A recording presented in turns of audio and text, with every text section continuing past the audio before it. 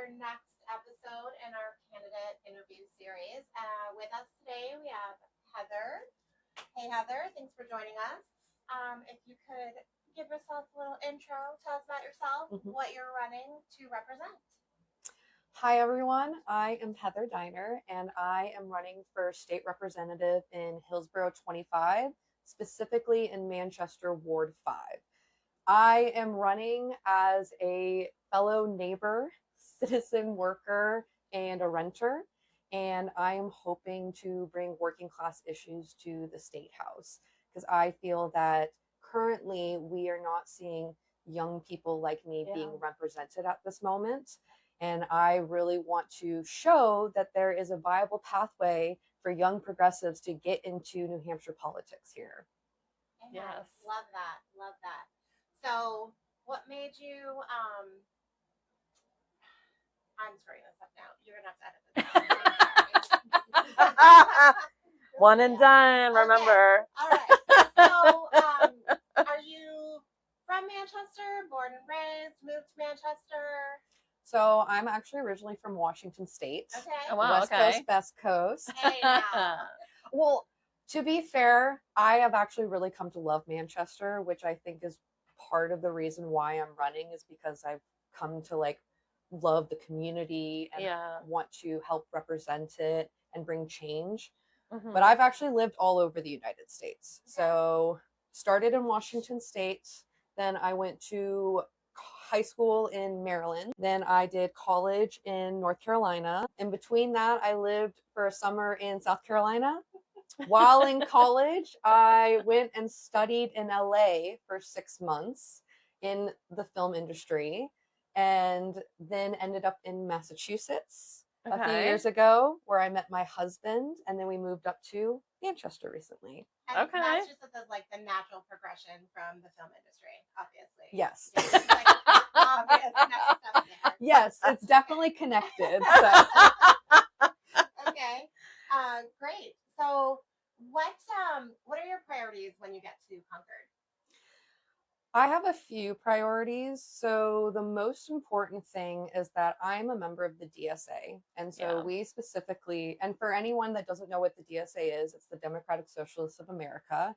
It is now the largest socialist group in the American history. Super proud of this. We just passed 150,000 members. So yes, holy smokes, that's really it's exciting. Growing, it's getting bigger. I think that with Zohran Mamdani winning, and not just winning, but showing viability and actual change in New York, it's motivated a lot of people, including myself.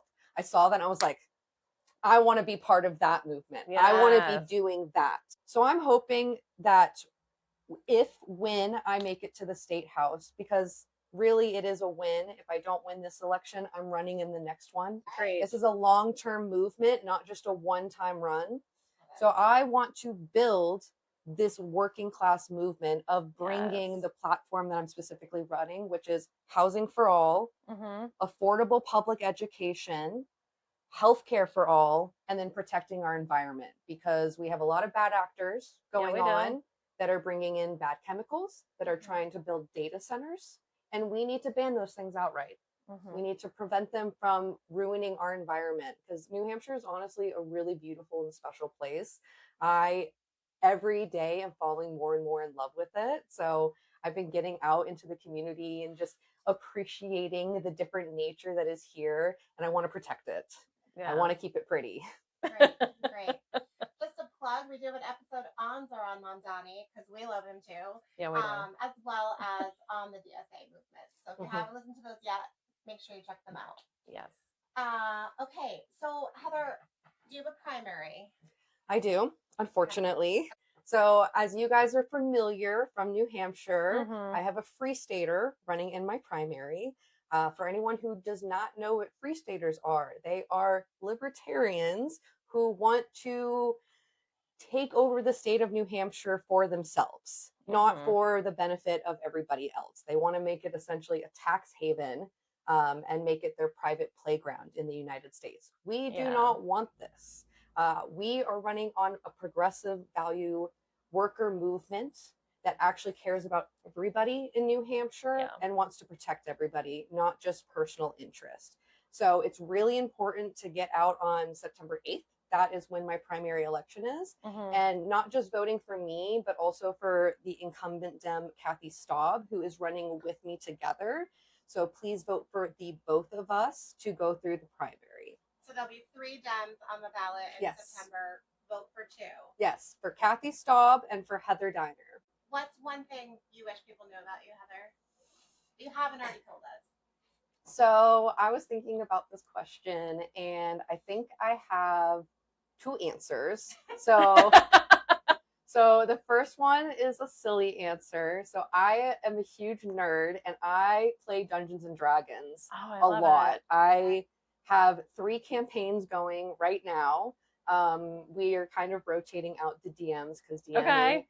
being a dungeon The dungeon master master, is a very taxing thing, and we have a very healthy, wholesome group of adults who are very busy. So we do our best, but I love storytelling. I love Yes. make believing. I love being in a creative environment where we're Yeah. all building a scenario together. So that is something that's super fun, and I'm very passionate about it. And then on a serious note, I want people to know that I am not running to become a candidate. I don't have an aspiration to make this my career. I want to create a viable pathway for young progressives to be able to be in the state house. And I think that it's important to have people step up and show that it's possible. And I want to be a tool to be used to demonstrate that other people can do this. It's not about me, it's about movement building. And I think that's more important. Great. Thank you. So, Heather, if you could look into our camera, tell everybody out there where they can find out more about you, and what is 2 things, I'll give you 2 things, since you took 2 last time, that they can do to help you with. Oh, okay, amazing. So I have a website, a beautiful website that I'm super proud of. It was designed by a professional designer. It is www.heather4nh.com. And you can go there, you can check out my about, my issues, my events that are coming up. If you go to the event page specifically, you'll see upcoming canvases and phone banks that you can RSVP for. That is going to be the most helpful thing for this upcoming primary. We need to knock as many doors as possible. This is expected to also be a higher turnout election. So it's really important to talk to as many people as possible and get the message out. Because the thing is about my message is that it is not actually alternative or weird. It is a very common sense things that I'm asking for, which is to have better affordability and benefits for everybody. I think something that I want people to know is that I am just a neighbor like everybody else. And there is nothing really special about me. Anybody can get into politics and anybody can start on the path. I want to, talk about for a minute how I got here, because I think that is actually something that's really important for people to understand. So I got involved in politics. My first ever election was the 2016 election, Hillary Clinton versus Trump. And I had everybody in my life tell me, everybody that I knew, that Trump was not going to win, that it was not possible. And I didn't know about politics at the time. I was in college and I was not aware of what was happening, and I was okay with that.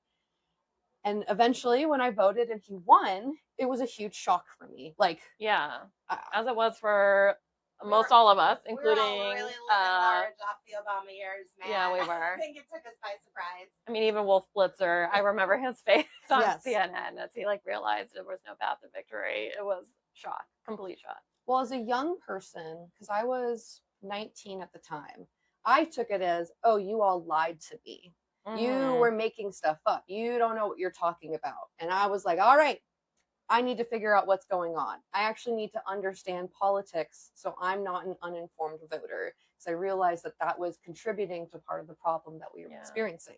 So I spent the next several years listening to every left-wing podcast and news and reading on things and just trying to figure out what was happening and figuring out what was going on.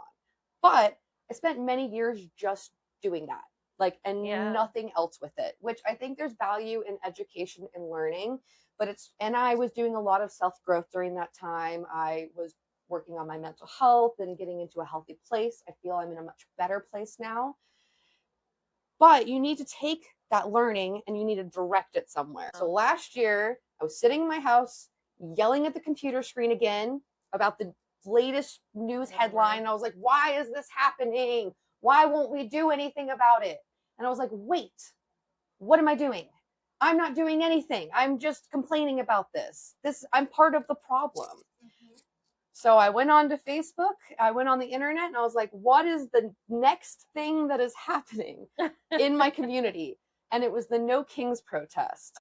So that weekend, I signed up and I went to my first ever protest last summer. I love it. At that protest, I met a local volunteer for a mutual aid organization, and they told me, come volunteer the next day. So I did. And I started volunteering with them. I've been volunteering with them every single week since then. And that has been a huge radicalizing moment to me, working with our community, with our unhoused community, and seeing what was going on. And not only was I volunteering, at Pride, there was a table where they were saying, run for state office. We're going to teach you how to run for an office in the state. And I said, sure, let me sign up for it. Let me try something new. We're going to keep rolling this momentum. So I went to a training. This is where I met Maxine from the Manchester Dems. So I decided to run for ward clerk, a low-level polling position. So it's, something, an entryway into it. And I recommend everybody start with a lower position. If you're scared, if you're nervous, try for something, but you don't have to go for state rep first round. That's okay.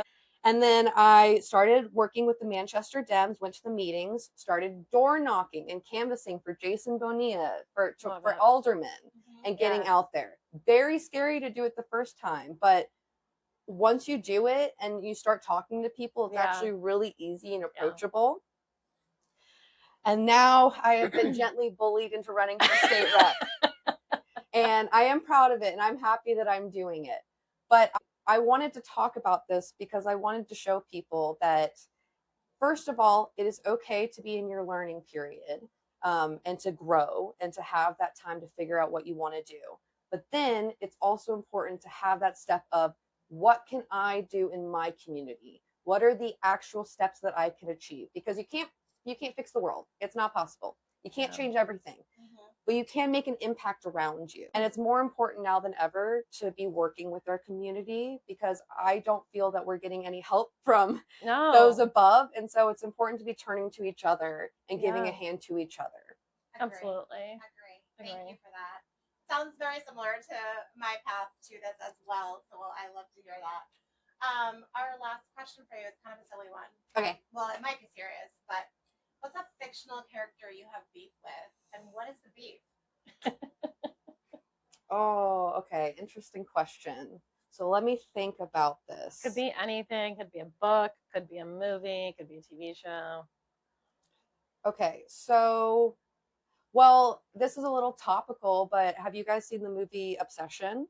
Oh, I have heard of it. I did not see it yet. He like breaks the thing and then his girlfriend becomes obsessed. Yes. And it's a horror movie though. It's a horror movie. Yes. Obviously that main character, absolute villain, but specifically, I have beef with the people online out there that are empathizing with him. Why? Yes. Okay. Thank you, Heather. The director himself has very clearly made this, said that he is a villain. You are not supposed to root for him. He is part of the problem. Yes. And there are many times throughout the film where he very clearly crosses the line and is doing very bad things to her. Yes. Fellas, this is not someone you should root for. This is problematic behavior. Don't do it. Yes, I've not even seen the movie, but and this is funny. The night that we went out, we ended up seeing oh god, the other horror movie, the one about the back rooms. The back rooms. Yes, thank you. So we saw that one, and they were staying to go to see Obsession. I mean, we have 3 kids. It was too late. So when he said to me, "Which one do you want to go see?" I watched a trailer and I saw him break the thing and make the wish. I'm like, well, he's stupid. If he didn't want her to be like that, he should have done that in the first place. Like, that's my. So now you have me curious because now I need to know the rest of the beef because I'm gonna have beef too. It sounds like. Well, also like just to support the movie, this is from because I love YouTubers. I have a huge YouTube head. I love YouTube and YouTube creators. And so this is from a YouTube creator. This is an indie film, and we want to support indie productions because Hollywood sucks right now. And this is where the true creativity is coming from. So it's really nice to see smaller productions having really big success and actually doing interesting, creative, out there films. It looks super good. All right. I love that. Well, you sold me. I'm not a horror girl, but I have been seeing the trailers. And I'm like intrigued. Yes, it's worth it. Yes. Awesome. Well, thank you guys. If you're in Ward 5, remember, vote for Heather and Kathy. Vote for 2 on September 8th. And thanks so much for coming on. Thank you for having me.